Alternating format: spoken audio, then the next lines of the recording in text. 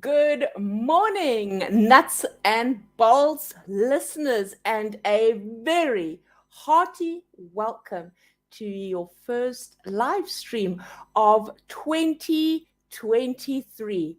I hope you had a very restful break and holiday, and that you are back in the driving seat, all ready for a epic 2023. I know many people thought 2022 was challenging, so hopefully you can change that this year. So, this month we have a theme that we're going to run with, which is about mental health in the workplace, and we will be covering it in our live streams as well as a bit more in depth through our weekly blogs. So, if you would like to be reading those blogs, please go to the website fourseeds.co.za and register to receive the blogs, which go out every Thursday morning and provide a bit more in-depth detail. But today we want to really start talking about what is mental health. It is such a big buzzword that is happening right now. It's discussed a lot in the media, in social media. Organizations are taking a very keen interest on it. But I think sometimes we get very confused between well-being, flourishing, thriving, mental health. And the question is, are they actually all the same, or is there a difference between them? And if you look at the definition of the World Health Organization, which they published in 2018, where they said mental health is a complete physical, mental, social, and emotional state of well-being. So they have brought in 4 key components, which then covers well-being.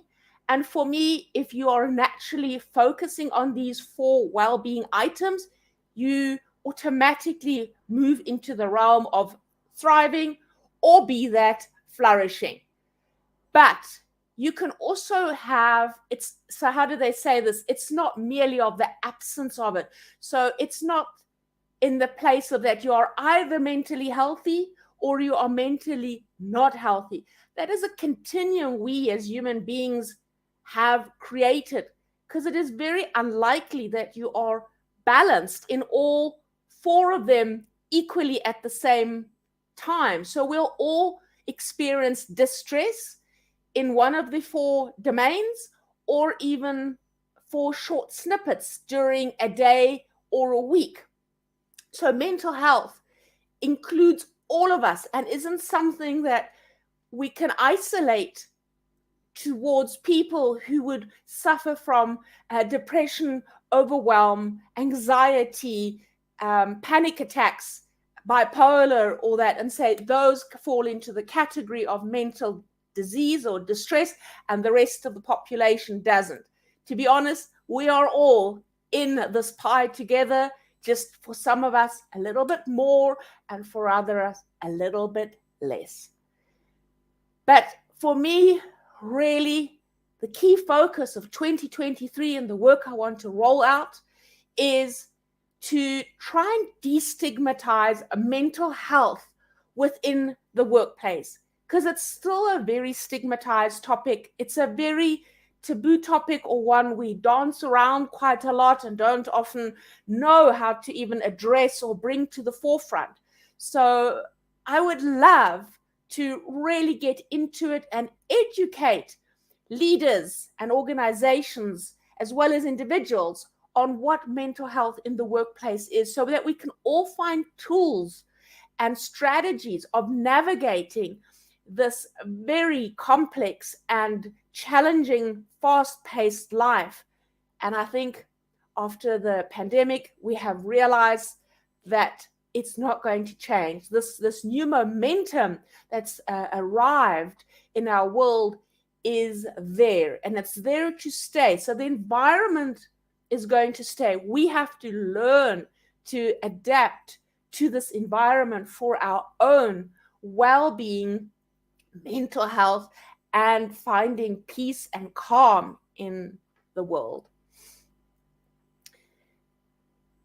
So today I really want to just express to you that mental health really has different components. And as you go through the day, you will notice, not necessarily every day, but that you not every day continuously in a flourishing mode or in that mode, that you might go through different phases. So you might find yourself in a coping mode, or you'll find yourself in a distressed mode, and that changes based on the circumstances. But if we look at the continuum, what really is key, and I'd like you to reflect on this for a moment, to try and take an inner stock or a barometer or a reading of where am I right now? And the one is the healthy point. So that is on the far right, where we feel very healthy, we are feeling very content with life. There's a lot of happiness in our life. There's joy in our life. There's a lot of balance in our lives. We are, can say, we talk about life satisfaction. There's emotional balance, and it's just very goal orientated. So that's the ideal where we all strive to move to. And we might have snippets of that on occasional days or weeks, or even an hour in a day. But we very seldom manage to stay there for a very long time. And that also takes a lot of work to stay there and stay at that level. The second middle level is called the problem point. And exactly like the word states, it is, we often call it the languishing point, because it's the point where you are just functioning. You are just getting by. You are just coping with everything that has been facing you. So all the demands on your life. So it's a midpoint. There are slight signs of distress, but you are coping with them. You are managing them. You are not totally overwhelmed. But the challenge in this point is that you very often are able to perform. So you are coping, you have levels of distress, but you're actually performing. And because you are performing, it's a very misleading point, because from the outside, it looks like you're okay. You're coping. And maybe for you inside, it's also, I am okay. I am coping. But because you are in that problem point or that languishing point for a long time, it is exceptionally energetically draining to stay there, and it wears us down very slowly, very silently, where we then reach either emotional or mental or physical exhaustion, and that leads to burnout. And if we look at the end of 2022, I would say most of the people were in that space or phase. We were just functioning, we were performing, we were doing what we needed to do, but we were all absolutely, utterly exhausted. And it was just a very testing time. And then the third point is on the very far left, which is the disorder point, as they call it in psychology. Not really my favorite word to use. It's very negative and just has a strong bias towards it. But it is about the point where people are not able to cope anymore. And that's exactly where this entire overwhelm comes in, where the anxiety comes in, the depression, where they have really a change in their thoughts, in their behavior, in their action items, and showing up. And I'm sure maybe in a work environment, you would say this person is moving from being engaged to totally disengaged. And it's a process. It's a creeping process. It's not that the person is there from one day to another. It's really something that takes a time, and you reflect over it and then notice through very subtle behaviors that suddenly this person has moved into that realm. The importance is then to really go and communicate or make the person aware of their change in behavior and thinking, and offer kindness, support, and empathy to see how you can do and support them and help them to move out of there. And most probably just trying to get them from the disorder point to the problem point. It's really just making them aware, because sometimes the person doesn't even notice it themselves, and only when you make them aware of it do they notice it. Others do notice it. So it's really about support, to say, how can I help you? How can we do this together? And even if it means guiding them for professional guidance and support, but it is having an internal cheerleader who supports them, and not just to see it and do nothing about it. We are all collectively responsible for each other's mental health. And I think we all have personal stories that we've encountered or experienced where we've had family or friends either really get exceptionally ill or perhaps even committed suicide. And when we reflect back on it, we often say, oh, I saw that coming, or I suspected something wasn't right. And then the guilt kicks in of, I should have actually just phoned them. I should have given them more time. And I'd like to really nudge you for this year to also look after your mental health, to put in boundaries, to make self-care something permanent on your calendar. Because if it's not there, you won't do it. You'll always put something else before it.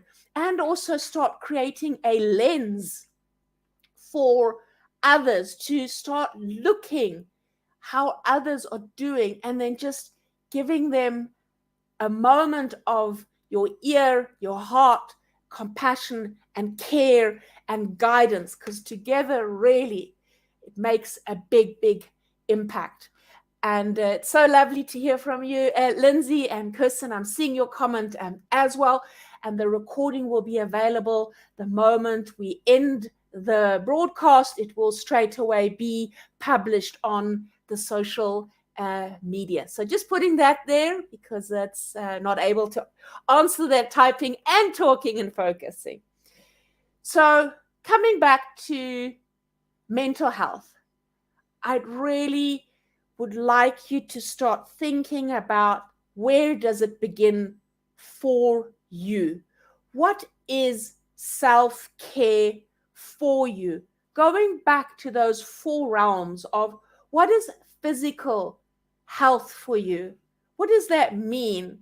Is it exercising? Is it nutritional eating, looking after yourself nutritionally? So that's the eating and the water that you're drinking. What about sleeping and resting and taking downtime? What about fun time? Where is that, and how often does that happen for activities? Then when you look at the cognitive or the mental well-being, how often do you just take time, be it 20 minutes, just to reflect over your day, over your week, and think, was this the kind of week that I wanted to have? Are there habits that are creeping in that I actually don't like? And also, how often do you just breathe? Sometimes just take a moment, 3 minutes, 10 breaths of breathing, sitting down quietly. You don't have to meditate. It's not something for everybody. And I know it's challenging for some, but just taking a cup of tea or a coffee, or be it a juice, and sitting quietly and just daydreaming, getting that very active mind to just be idle a little bit and just let it quieten down for a moment. Also, then when you come to the emotional well-being, how often do you take stock of asking yourself, how am I today?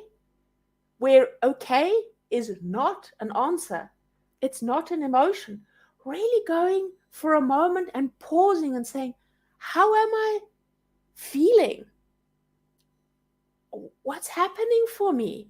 Am I really happy today? Or am I excited today? Or am I feeling a bit anxious today? And to give you an idea, when Monday started, I don't know, my emails just exploded. They just went wild. And all my WhatsApp messages went crazy. And by 12 o'clock, I just took stock and thought, wow, this is so overwhelming compared to the quietness that I've used and been having for the last month. And it was very noticeable for me what that did for me energetically. And I sat back and I thought, do I like this? The answer was no. So how can I manage this differently? So the emotion was very, very intense for me. But you have to start becoming aware and just maybe journal every day. What are the 3 emotions that I felt during the course of the day? Because that awareness just brings that up for you. And then the very last one that I mentioned was the social well-being. And that's really about how much do you do quality connections. So I'm not necessarily talking about how many meetings do you have, although they can sometimes be a quality connections. But where do you have connections where you walk away feeling energized, feeling, wow, I really got inspiration from being with that person. I really enjoyed being with them, because we are human beings. We like to socialize and we get energy from being together. And some people really just zap and drain our energy. And it's becoming aware of that, of where you're choosing to take your energy and where not. So socializing is important. And I'm sure this week is a highlight, because you started to go back to work and maybe you started to actually realize how much you missed your colleagues during the last 2 weeks or week or 3 weeks. But it's really taking stock and looking at these 4 domains and saying, with those, what does that equal to self-care for me? And how much am I going to say yes to me and sometimes no to others, and starting to become disciplined with that boundary setting? Because if you don't do it, others aren't going to do it for you. Others are going to take more and more from your time, and your cup is very quickly going to be empty, and you'll feel that exhaustion again. And you cannot nurture yourself as well as others, be that loved ones, family, or work, on an empty cup. Hence, it's always sitting back and taking stuff. And if you want to take one tip out of today of really bringing mental health into the workplace or into your own life, it starts with just a 5-minute reflection every morning, going, where am I today? How am I feeling? And even in team meetings, you can start that conversation of saying, how are you today? Where is everybody at? How are you feeling? And not running straight into the agenda of, right, this is our agenda, 8 action items, let's go, let's cram them, let's see where we go. But really just taking a moment of pause to see where your team's at, because if you can suss out the energy or the vibe or the status of your team, you can actually sometimes decide what needs to go on the agenda and maybe off the agenda because it's just not the right time, versus just pushing through it because it is on the agenda item. So really become a little bit more slower, a little bit slower in life, instead of rushing around, will enhance your mental being tremendously. And that's where I'd like to leave you for today. I thank you so much for tuning in. And next week, we will be continuing with the mental health conversation of stressing, why it's important at work, what the benefits are, or how you can practically do it. And we will start loading those, and we're happy to see you. Please, the recordings are on Facebook, LinkedIn, or YouTube, and you are very welcome to share them, comment on them, and like them. Thank you very much, and have an amazing Friday. Take very good care of yourselves and keep honoring your mental health. You are so important to yourself as well as everybody else. Bye-bye.